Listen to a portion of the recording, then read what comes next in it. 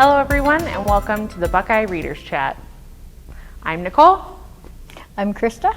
And today we're going to discuss reading habits. So the first question I wanted to ask is, how long does it typically take you to finish reading a book, Krista? Depends on the book. The author has to catch me at the beginning, and if I get pulled in, I'm going to read that book within a day or two. Everything else in my life will stop and I'll concentrate on that book.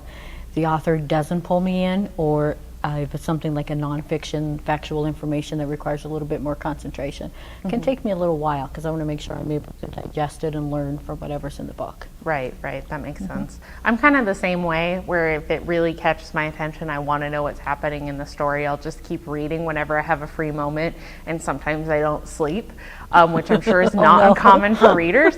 But if it's something I'm really not interested in, or I'm required to read it for school or something else, sometimes even a book club, I have a problem, even if I know I want to read the book, convincing myself to make the time for that. So it'll take me a couple weeks, whereas another book could take me a night. Takes the fun out of it when you have to think you're on a time frame where you have to do it because of that. Yeah, and now you have to schedule it around versus being able to choose when you want to read. Yeah, definitely agree. So then, Krista, what's your favorite place to read a book? I like quiet. Ideally, situation is put me in my bedroom with all kinds of fluffy pillows and I zone out.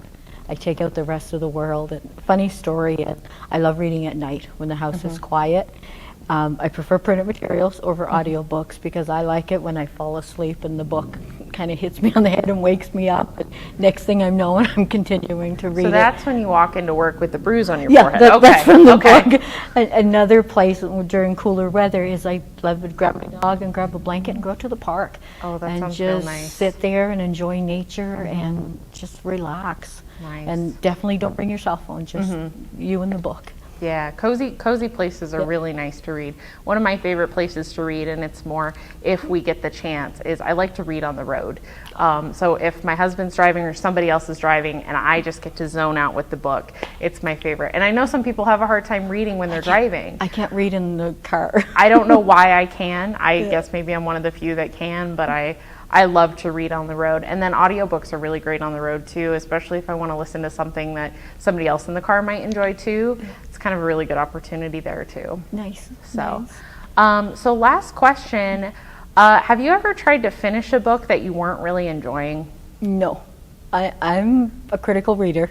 If the author doesn't catch me in the first couple of chapters, I kind of cheat for fiction books, and I have to go to the last 2-3 chapters. I need to know who married who killed who got arrested, whatever the end, so I can kind of bow on it. But you have to catch me in the first couple of chapters. Nonfiction, it's a little bit different. Nonfiction I will read to the end, but I will stop at the first couple of chapters if I'm not interested, because it's not like, in most cases, not a plot at the end that I need to figure out what happened. How about you?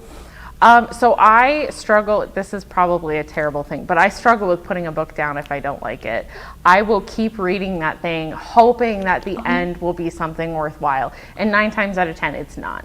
I would even be willing to say probably 10 out of 10 times it's not worth finishing. But for some reason, I just can't stop. I want to know, even if I don't really connect with the characters, or there's something about the plot that I didn't find believable, I guess, I still want to keep going and find out how it ends. And I think it's terrible. It's one of my biggest flaws as a reader, but I'm working on it.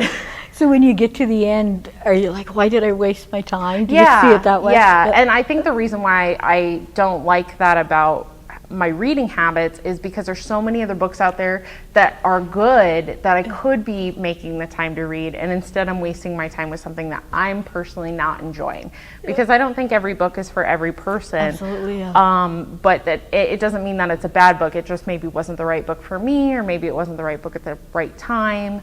So that's usually what the problem is. So nice. Yeah. All right. Well, everybody, thank you so much for joining us. Share with us your reading habits. How long does it take you to read a book? Where do you enjoy reading? And do you read a book that you aren't enjoying all the way to the end? We can't wait for you to join us next time at the next Readers Chat.